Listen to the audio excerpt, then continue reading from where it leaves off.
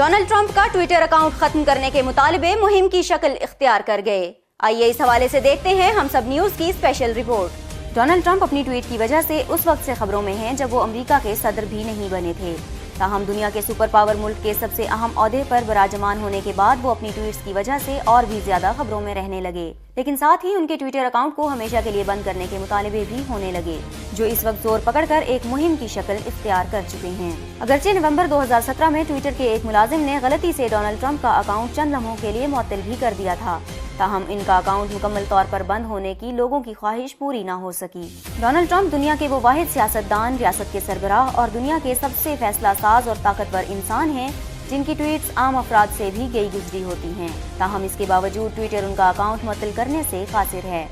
اگرچہ Donald Trump جیسی ایک ٹویٹ بھی کوئی اور شخص کرتا تو فوراً اس کا اکاؤنٹ معطل کر دیا جاتا۔ ڈونلڈ ٹرمپ کے حالیہ دسمبر 2017 اور جنوری 2018 کے ابتدائی ٹویٹس کے بعد جہاں وائٹ ہاؤس اور ٹویٹر ہیڈ کوارٹر کے سامنے مظاہرے کر کے مطالبہ کیا گیا کہ امریکی صدر کا ٹویٹر اکاؤنٹ معطل کیا جائے، وہیں اب ان کے اکاؤنٹ کو بند کرنے کے لیے ایک آن لائن مہم کا آغاز بھی کر دیا گیا ہے۔ تاہم ٹویٹر نے ڈونلڈ ٹرمپ کے اکاؤنٹ کو معطل نہ کیے جانے کی وضاحت کرتے ہوئے کہا کہ کمپنی منتخب عالمی رہنماؤں کے ٹویٹر اکاؤنٹس معطل نہیں کر سکتی۔ ٹویٹر کی جانب سے جاری بیان میں کہا گیا کہ ان کی جانب سے سیاستدان کی ٹویٹس پر بحث کی گئی اور یہ فیصلہ کیا گیا کہ منتخب عالمی رہنماؤں کے اکاؤنٹ معطل نہیں کیے جائیں گے۔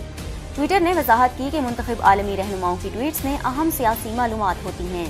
جس سے جہاں لوگوں میں بحث ہوتی ہے وہیں اس سے دنیا کے لوگ باخبر بھی ہوتے ہیں۔ ٹویٹر کے بیان میں ڈونلڈ ٹرمپ کا نام لیے بغیر کہا گیا کہ کمپنی تمام منتخب عالمی رہنماؤں کے ٹویٹس کا سیاسی تناظر میں جائزہ بھی لیتی ہے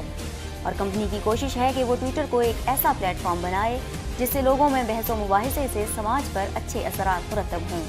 خیال رہے کہ ٹویٹر کی جانب سے یہ بیان ایسے وقت میں سامنے آیا جب ایک دن قبل ہی امریکی سماجی تنظیم ریزسٹنس ایس ایف کی جانب سے ٹویٹر کے ہیڈ کوارٹر کے سامنے ڈونلڈ ٹرمپ کا اکاؤنٹ بند کرنے کے لیے احتجاج کیا گیا۔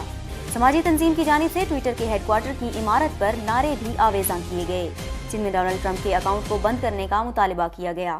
سماجی تنظیم نے ڈونلڈ ٹرمپ کو کتے سے مشابہت دیتے ہوئے اس کے خلاف گالیوں کے بینرز بھی آویزاں کیے۔ ریزسٹنس ایف ایس کے احتجاج کے بعد کلر آف چینج نامی تنظیم نے ڈونلڈ ٹرمپ کا ٹویٹر اکاؤنٹ معطل کرنے کے لیے آن لائن پٹیشن کا آغاز کر دیا۔